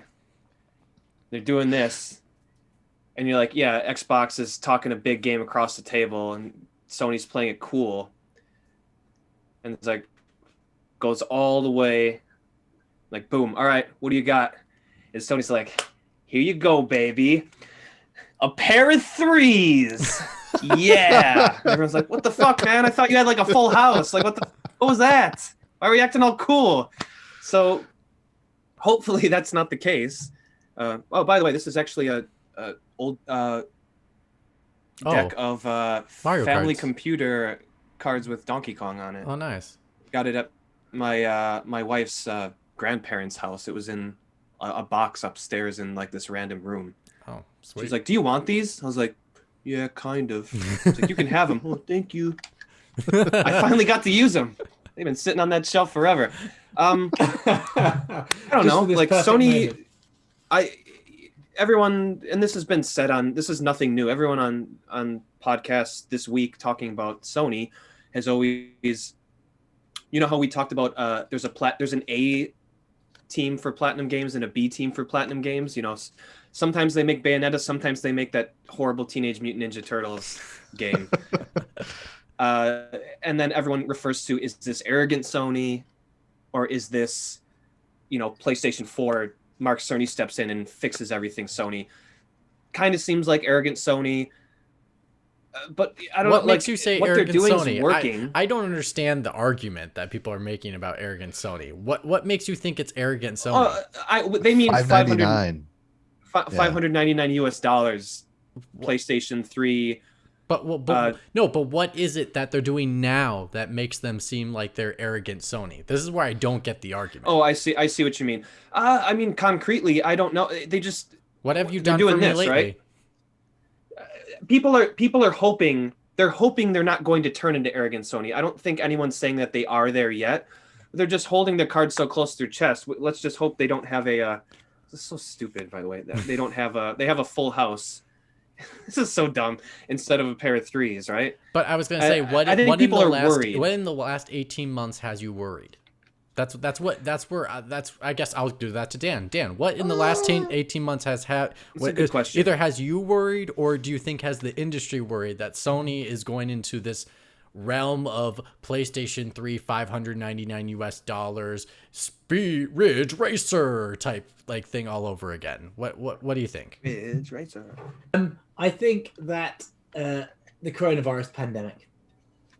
I'll go back to my original point. People have got too much time on their hands, and in a normal year, we wouldn't find anything out. We might get something in February if they're releasing more hardware or like hardware updates. You normally get something from Sony, maybe then. But none of those things are taking place. So that's why it's the lack of news, the general news, is what everyone's worried about. And communicating with its audience, right? Yeah. But I don't think they would do anyway. If we weren't in a pandemic, we wouldn't do that. Everyone would be getting on with their day jobs, playing the games that came out, and then E3 or everything around then. If it was a pair of three. I think what he's trying to say is to parlay off of what Dan was saying is I think part of it too is the fact that it's like, Sony, what are you doing saying you're going to remake The Last of Us? Like, you're giving us the same goddamn game. Hold up. They did not say they're remaking it. Jason Schreier has said they're remaking it. Like the article implied that the Days Gone studio was getting put onto a Last of Us remake. Right. Yeah. Sony hasn't said that they're going to do it or anything like that. But if that is the case, but they aren't. They are making their own IP. The Days Gone studio is making a new IP that they're creating. That's what people are forgetting about that article. It's like the very last thing you read. The Naughty Dog has taken over the project. So that's what I'm saying though. Like, and this goes back to what we were talking about earlier. Is like it's a whole lot of nothing. Like everybody's just kind of in an echo chamber of, saying this or that, and it's just a whole lot of speculation. Sony's doing good. I mean, they're gonna, as long as they keep doing what they've been doing, I think they're gonna be fine. I think, Mitch, I thought of one specific thing. It's more of the Xbox saying backwards compatibility is important to us, legacy stuff is important, and then Sony, and then Jack Ryan. I don't know. He's not Jim. I don't remember. Jim Jack. Jim Jack. Old Jim Jack. Nobody plays old games. Yeah, it's. But is he wrong? Nobody plays old games anymore. He's probably not. He knows the numbers. He's probably not wrong. It's them shutting down the PlayStation and PlayStation Vita. It's optics, right? It's these small stories from people, very small, specific niche of gamers that care about game conservation and. It belongs in a museum. That's an Indiana Jones line. You wouldn't know that, Mitch, because you wanted to wipe it from the face of the earth for some fucking odd reason. But I think it's people don't know context, like dude. We say context on Twitter. There was a get rid of these movie franchises, and one of them I got rid of was Indiana Jones. Just for the record. Terrible. But in as the movie, he did say nuclear. But ridiculous. Evan, as one that loves Nintendo so much, doesn't Nintendo do the same thing? It belongs in a museum. Are we taking? Didn't they take away the Wii Shop? Is the Wii Shop not available anymore? And in modern context, they got rid of the Fire Emblem Famicom re-release and the Oh, Mario all 35. yeah, the Mario's dead. Mario Nin- died on March 31st. Yeah. Can you Yeah, can you Nintendo- not can you not go Nintendo on is your so Xbox ignorant. and your original Xbox and not access Xbox Live I think you can actually. on your original I- Xbox Yes, yeah. No, there was a guy that did it with. and He purchase a took- game? No, he took the original Xbox and the newer Xbox Series X and played a multiplayer game. No, but I mean purchase games. Like the store. Is it I don't think it's open. I think you can. I don't know. I would have to try it or look it up, but it So- seems that you could. I would say that again, people have got Yeah, go ahead, far too much time on their hands this year. So I think the optics are small optics that maybe normally would have been missed. Not missed. They were picked up by us, but generally it wouldn't have had the big blowout that it has been having. I'd also say that that it's a different beast. What people don't realize is since the last console launch, games of a service have blown up. So if I'm little Jimmy's dad, I'm buying the new console. Oh, I had a PlayStation 4. I'm probably going to buy the PlayStation 5 because you can still play Fortnite on it, and I can play any Sony first parties because that's really all little Jimmy plays. Like, and all those games, like, whereas, and then you could say the same argument. Game Pass. People go, oh, I can pay $15 and my child can play and like all these games. So it's just a different approach. But I think what's saving Sony this time is you have got those free-to-play games. Well, also, like Mitch, and you brought up a good question. Like, what has Sony done to become PlayStation 3 era arrogant Sony? So you have this niche group of people complaining about game conservation, all these things, and then as of March 2021, you have Jim Jack Ryan saying PlayStation 5 is the fastest selling US console. So, like, Yeah. where I'm making the right decisions. Like, you guys are complaining, but that will go away. We're on the right path, type of thing. I don't know. I guess the thing that's lost in the argument as well, and everyone that's listening, I may be pushing on these people a little bit, and these may not be my viewpoints on some things. It's just me pushing as host. I need to push these people to You got to play devil's advocate. Play devil's advocate. Yeah, but in a point that I could think of right now is like, you can't play PS3 games on your PS4, but you can play all your PS4 games on your PS5, basically, except for like a couple titles. So Right. I don't understand the conservationist argument in regards to backwards compatibility, because they already had stated we can't go back to PS3, unfortunately, because we made a big mistake. Because Old the opposite- Sony made a Sony. stupid mistake with the cell processor, which you can't. It's like. Yeah, That's a topic for another So then show. It's a don't topic for shut another- the stores down if that's Yeah. the case. Yeah, that's a topic for another show. It's a For whole sure. topic on its own. that but is. but So keep those it's stores just- open is going to be like a huge thing on its own. But final thing, the final topic I wanted to get to, because this has been something that's been talked about. We saw that Marvel's Avengers has gone to PlayStation Now. Now PlayStation Now, now people have been saying, oh, this is their counteraction to Game Pass, that PlayStation Now is going to be the new Game Pass. Do you really think that? Or do you think No, that but says or do you think that says No. more about Marvel's Avengers than it does of PlayStation Now? Burkoff. It says more about Square Enix for sure. Yes. Yeah. It has everything to do with Square Enix. They probably ran the numbers and they're like, look, the majority of the people that play this game are on PS4 or PS5. Because they're waiting for their Spider-Man. Yeah, so just Are they fucking just anymore?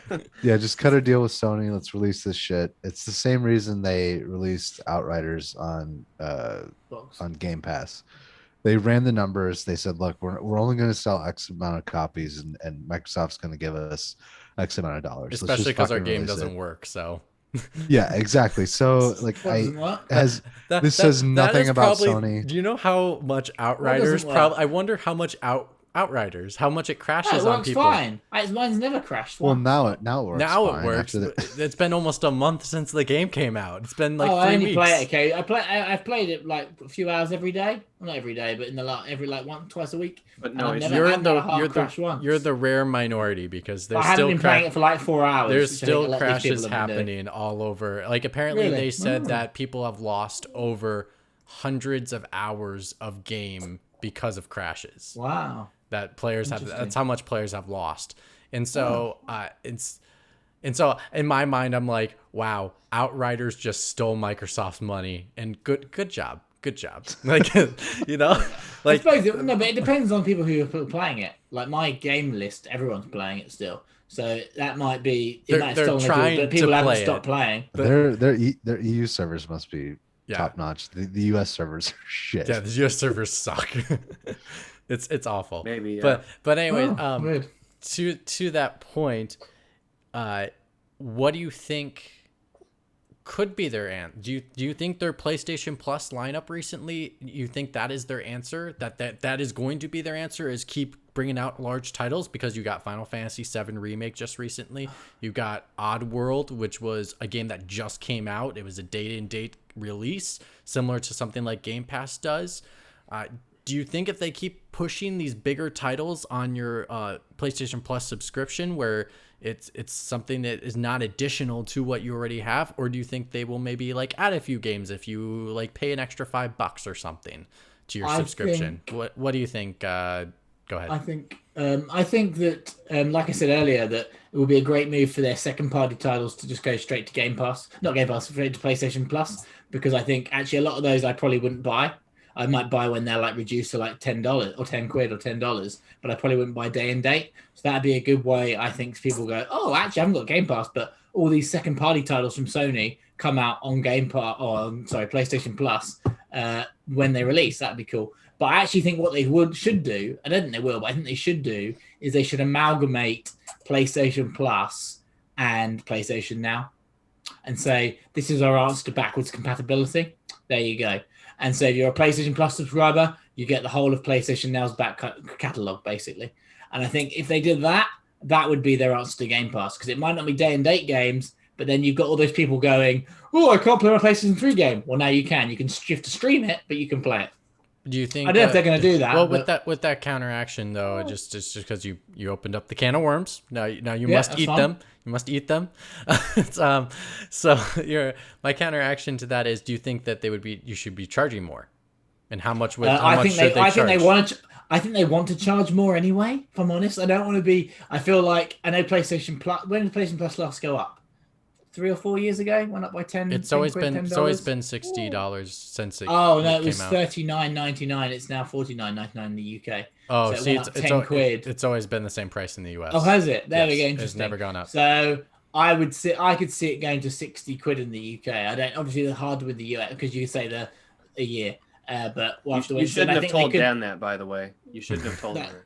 Yeah, Yeah, you should never compare price of the US and the UK. It pisses me off. Yeah, for once you got the cheaper price, Dan, because in the US it's worth a full game. Well, Mitch, you know what that means, Mitch? It's going to go up to 60 quid, and we're still going to have the same fucking service. Check mark on the podcast. But no, I would like to see that, and I would actually pay another 10 quid a year, not a month, a year. 10 quid, another 10 quid a year. I'd pay 60 quid a year. Potentially $70 a year for PlayStation Now and PlayStation Plus. If the service stays the same, like the PlayStation Plus content stays as good as it has been for the last 5 months. I'm not sure it will, but if they could do that, then I think that would be a good compromise to Game Pass. Yeah, you're not getting all these amazing third-party games day and date, but you've now got your backwards compatibility sorted, and no one can then complain they can't play their PlayStation 3 games and all that on their console. Well, now they can through PlayStation Now. And then you've got like more niche, like multiplayer games from PlayStation 4 that you can download onto your console. Yes, you can download games on PlayStation Now onto your console and play them. Like, I don't know. I think that's a set. I don't think they'll do it, but that's what I would do if they were worried about Game Pass. They're never going to do the Game Pass model, but that would be the most sense, is to amalgamate PlayStation Now and PlayStation Plus. I was gonna go to Evan, but he did a Kelly Clarkson and walked away.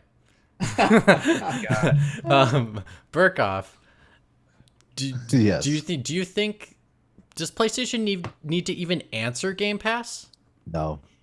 Yeah, that's Big- I don't think they do. Honestly. Sorry, I only want to put this in context because David Jaffe came out and he said, "Oh, I heard from Sony, from some people in Sony, that they're gonna have an answer to Game Pass. Could the answer be nothing? Just keep the course." Yeah, it could be. Or it's what Dan says. They're going to charge you $5 more to tack on now to your Plus. But I don't think that they need to go down that route. I don't think that they want to get into that, because right now you go to a Sony console for their first party stuff. Like that's why you buy it. Yeah. Part of the reason that I think Microsoft even has pushed Game Pass so much is because they know that we don't really have these first party titles ready for you. There is no answer to the Sony exclusive on a Microsoft platform right now. So you have to have Game Pass. You have to have something else. You have to have another carrot. Evan, final question to you. Do you think if let's just say Sony makes a Game Pass, say they make the Game Pass, and all the first party games, Horizon, God of War 2, Ratchet and Clank, next Spider-Man game, they all come date and date with that service. How much if they just say in American dollars, just generality. So right now, Game Pass Ultimate's $15 a month. Say Sony charges you $30 a month, but you're getting all those exclusives. Would you pay that price? That would depend on, as we talked about, how many of those titles are coming out per year. That's when this starts to matter. Well, now, right? Yep. Now knowing what you know about them pushing more resources to doing more of those types of titles, would $30 a month work for you? Say they get 2 titles a year. $30 is way too much. That's 360 no, because pounds a year.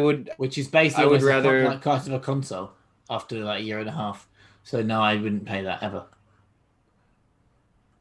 I wouldn't pay that unless all the other games that they had on this PlayStation version of Game Pass would justify such a high price. I mean, when you talk about subscription services and what people are willing to pay, the price range of that, $30 is well over what pretty much any subscription service costs. So you can't go higher than $20. I was gonna say let's reframe it, Evan, and say they have to be more than Microsoft in regards to price, because your value of what you're getting for. I don't agree. I think if PlayStation offered that, their service isn't as good. Their first parties might be good, but their third party contribution is far inferior. And so I think you can't charge more than Xbox. You're marking yourself out of the market, in my opinion. What do you mean third party isn't valued as much? Like the third parties that Sony have tapped into are a lot less like for instance, the reason why Xbox Game Pass is now going to be so popular is, for one, because now you've got all of EA's add-ons. Sony can't do that either. They have partnerships with EA. Well, they could do, but you then would be charging more, I suppose. I don't think you get it for 15. That's what I'm thinking, at that price. Because God knows how much Xbox have paid EA. But Xbox, the difference we're thinking is we've got Sony, where PlayStation is their really only profitable division, and then you've got Microsoft, where they've got shit tons of profitable divisions, and they've got a shed load of money. So the problem is, I don't think Sony can compete with the Game Pass model, and that's why I don't think they'll ever get into that battle. I agree with Matt. I don't think it's necessary, and I think what you're going to do by doing that is you're going to devalue your brand, and in the end up making losses. Because you think about it, each game they make, if they're selling 7 to 10 million copies at now 70 or 70 quid or $70 a copy, you're not going to make that much money, and your people aren't going to subscribe to it, I don't think. Or they'll subscribe for a month, play their game for 30 quid. So now you've half the value of your game. I understand your argument with that, and I guess we can't say for certainty in regards to like what money Sony has in assets to be able to afford, because we do not know how much they paid for EA access, so we can't say for certainty that Sony can't afford the same thing.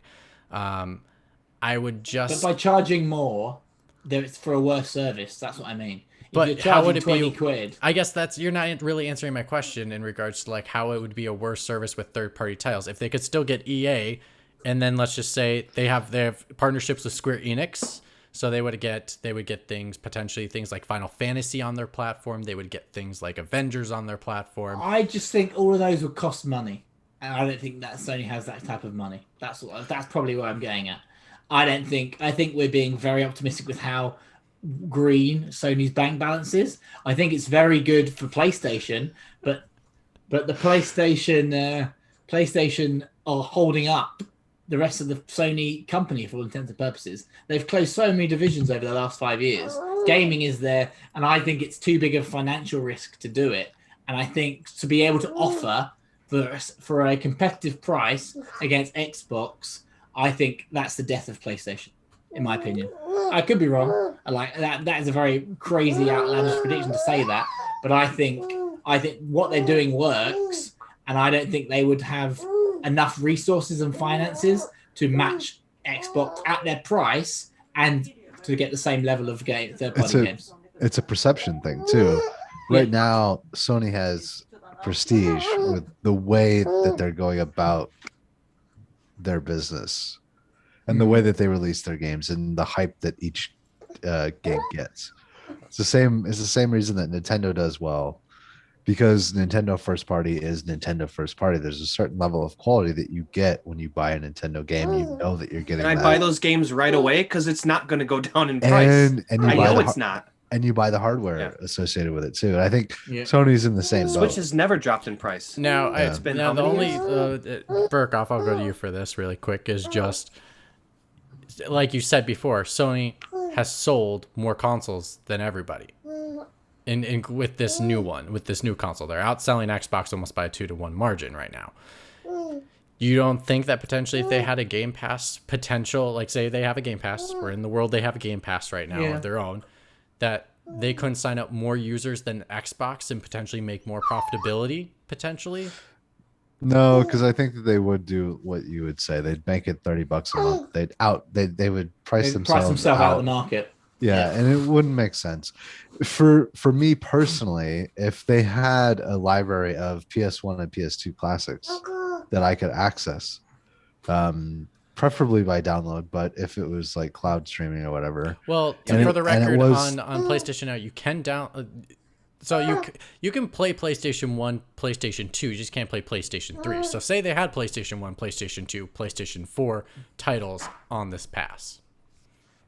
Yeah, it might be worth $30 to me, depending on what titles were available. Because I do still go back and play classics, but I'm not the average consumer, and I'm not who they would build this service around.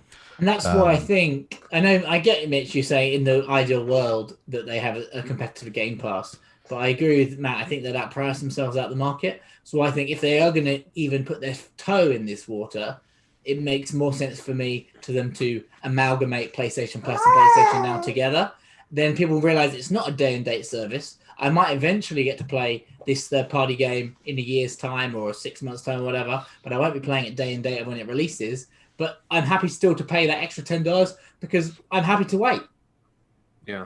And that's I think Sony does such a good job with their first parties. They are in Nintendo's. In my opinion, they're in Nintendo's level of, with first party Sony, up until now, you know what you're going to get. You're going to get a great product. In my opinion. So, whereas Xbox haven't proven that at all. The whole of a generation, they went without giving me a really, really top quality first party game. They are like my third party box. That's how I said my Xbox. They're my third party box. Now they've got EA and they've bought Bethesda on there. They're my third party box. I play my third party games mostly on an Xbox, and I'll play my first party games on PlayStation. And I'm happy to do that. If I had to choose, and luckily I didn't have the finances to do that, I'd play less games and just have a PlayStation. Even though I'm now playing my Xbox more, than I am a PlayStation because I'm playing with third parties on there. If I had to pick one currently, I'd still pick the PlayStation because their first party games are so amazing. And it's the same reason why I have a Nintendo Switch. I haven't played my Nintendo Switch in months. But when they release that first party game that I want to play, I go buy it, I stick it in my Switch, play it for so many hours, and then put my Switch away again. Because I want to play those games. Whereas Xbox, it's amazing to have all these other games that aren't Xbox exclusives that I can play without having to buy them. So it gives me a bigger library of games that I necessarily probably would never have bought to play. It's quite nice. So I think that's the difference, I think, for me anyway, as a consumer. Yeah. Probably from my personal consumer point of view. Before I shoot the last question to everybody around the room, it'll be a short one. But I just want to say that EA connectivity of EA Play to Xbox on PC is horrible. Oh, is it? So basically, you have to launch an EA thing on your desktop, a hub, to be able to play the game. And I can't find a way to uninstall the game. So like I played Dead Space and I want to uninstall my game. I can't figure out how to do that, and I can't find the data on my computer to get rid of it. It is a pain. It's fucking Origin all over again. Oh, it's so bad. Yeah, that sucks. I wouldn't trust EA and PC You know what? in any way. You know what? You know what, Burkhoff? Not only that, I still have Origin on this PC as well. And Origin does open sometimes. And so the EA desktop thing will tell me to close Origin. That's how much that's how much it knows. But anyways, final question for you all before we head out. We always talk about being the one in the room. You know, it's like, shucks, Mitch should have been in that room to not name it the X-Bone. Things like that. Say you are in the Sony room right now. What do you tell them? What's your one piece of advice right now with all this stuff going around and seeing how people are interpreting everything that's happening right now? What's your one thing that you would say to Sony? Let's just go to Burkhoff first. Stay on target. Keep doing what you're doing. You know, like you're selling consoles. You're releasing good games. Maybe not games that Matt would play, but they're games that everybody else wants to play, so go for it. I'm not your customer, but keep doing what you're doing. Yeah, absolutely. Go ahead, Dan. I would actually probably echo what Burko said. Like, keep doing what you're doing. You're making great first party titles. Don't compromise on quantity over quality. Because I'll happily have one or even 1.5 games a year. When I say half, I mean maybe a second party. But one first party game a year at that quality you're delivering, and I'll be happy with that because there's other stuff out and about, and because of the resurgence of games as a service. Like, and there is you can pick up discounted games that are old. I'm not worried about playing a game day and date all the time. So one of those third-party games I can pick up for 10 quid on the store when I want to. So that's not a problem. But if you give me an amazing $70 title every year, you've got me a happy customer, and I'll carry on buying your consoles. Evan. If I was in that room, I would say this is like I run in the room. I'm not supposed to be there. Like I outran the guard because he's actually a bit overweight and he can't catch me. I snake through and I bust in and I say, look, just do the legacy content, PS1 to PS3 things. People will respect you. And it looks good for optics, but just also keep doing what you're doing because it's working, and then they'd pull me away. Like that's what I'd say. I'd also say, Mark Cerny will just look at you being like, "You idiot! I've been trying to do it all along, and I just can't figure it out, and I'm the smartest man in the room." I'd just say bundle in PlayStation Now, PlayStation Plus, because everyone would love you for it. If they really want good optics, that's what you do. You bundle in PlayStation Plus, PlayStation Now, and everyone goes, "Wow." And actually, I know Shane and Matt shadow all over it, but in my opinion, that for me, if they had bundled it in, I had a great time with PlayStation Now. I had a 2-month subscription. I couldn't be happier with the service. I'm not carrying on because currently I'm not playing the game with it. Sorry about my child. I'm going to go off in a second. He's excited. So I think you do that. Yeah. Any people were like, "Oh, I can't play my old games," would be like, "Oh, thanks, Sony," and there your optics go away, and everyone's happy again. Yeah, I'd be around the same boat. Just keep doing. Don't listen to the noise. Like the noise, I would just say keep zoning out the noise. I mean, their presentations speak for themselves, and I think it's probably for many people, it's highlights of the year. It's almost like people talk about their big showcases every single year, and they get more hype around that stuff than anything before, and everybody forgets about what happened before. Like prime example, look at the presentation where people are like, oh my god, the PlayStation is weaker than the Xbox. Well, look who's outselling right now. And because it doesn't, nobody cares. No one cared about that Yeah. because 8 months down the line, we saw the games and all of a sudden we go, oh my god, I can only play that on my PlayStation. I have to have a PlayStation. So don't listen to the outside noise. I'd say keep doing what you're doing. And for the people that saying you're going into the PlayStation 3 $599, I don't know what you're saying at this moment. So go ahead, Evan. All right. Will you, Mitch Sikorsky, OBS master, will you allow me a very brief story to wrap this up? I know we're Sure. well over time. No, that's cool. You can wrap it. Okay. So, as you know, I've fallen out of probably a good 12 raffles now for my PlayStation 5. The new raffle Jesus. starts. You need to The new explain raffle what the starts raffle is. You need to Monday- explain the tomorrow. raffle. For people that it's don't just, listen. So in Japan, you can't actually go into a brick and mortar store or even online on Amazon to buy a PlayStation 5. I guess that's a similar situation in other places as well. But a lot of stores are offering a raffle system where for a limited window, you can basically give them your personal information and get a digital raffle ticket that if you get picked during a specific time, then you get a PlayStation 5. So I've been just constantly applying for these raffles, and anyone can do it. The more people that enter, the less of a chance you have of getting a PlayStation 5. But so I've been doing this since November, and I just haven't nothing has happened yet, but I just keep doing it. Eventually I'll either get one or have to wait till they're readily available, which will be another 7-8 months, who knows. But I keep taking a crack at it. But recently I've gotten desperate, right? So I drew a pentagram on the floor and I put my favorite PlayStation games at each point, and I put my hands together and I said, if there's a way to get this PlayStation 5, I don't know what to do. I'm lost. Please lead me. And all of a sudden, a goat-like figure with very long, curved horns in a black robe came to me. And I said, Satan? And it said back to me, no, play Satan. I've answered your calls, Evan Piotrowski. What do you wish of me? And I said, well, please, I'm desperate.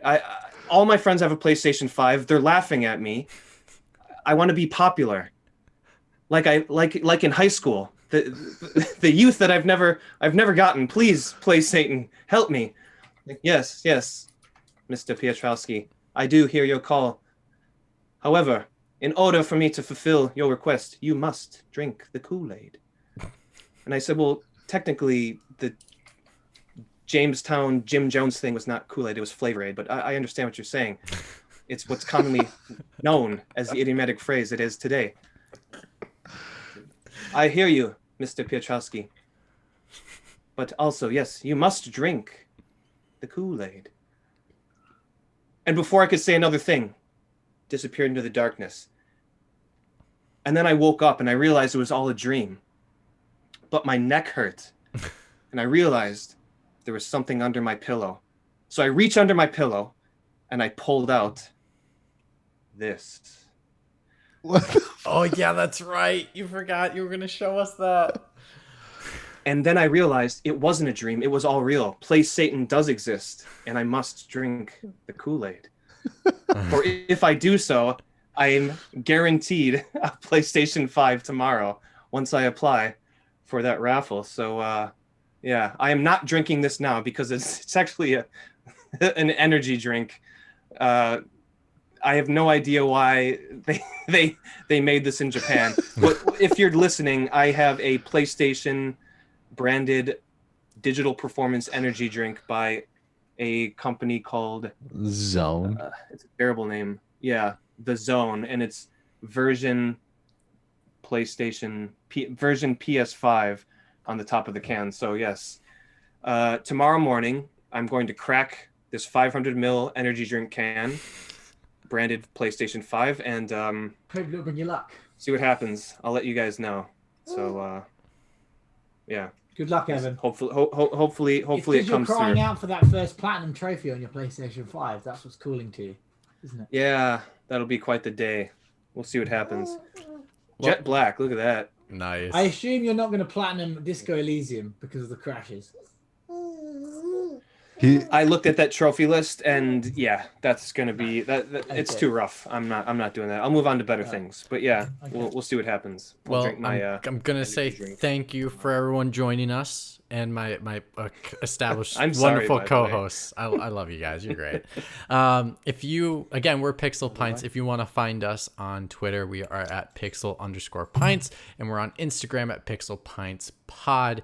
You can find us on YouTube if you want to watch this video back at YouTube, which is going to be Pixel Pints. You can watch us live on Twitch. If you just follow our Twitter, we post when we're going to go live. It is at weird times of the day, depending on what time zone you're in. So just follow the Twitter, and you can find us at twitch.tv/pixelpints, or on any podcast service you can think of. We're on there. Just find us on at Pixel Pints. If you like this content, subscribe to all our stuff, like our stuff, share our stuff.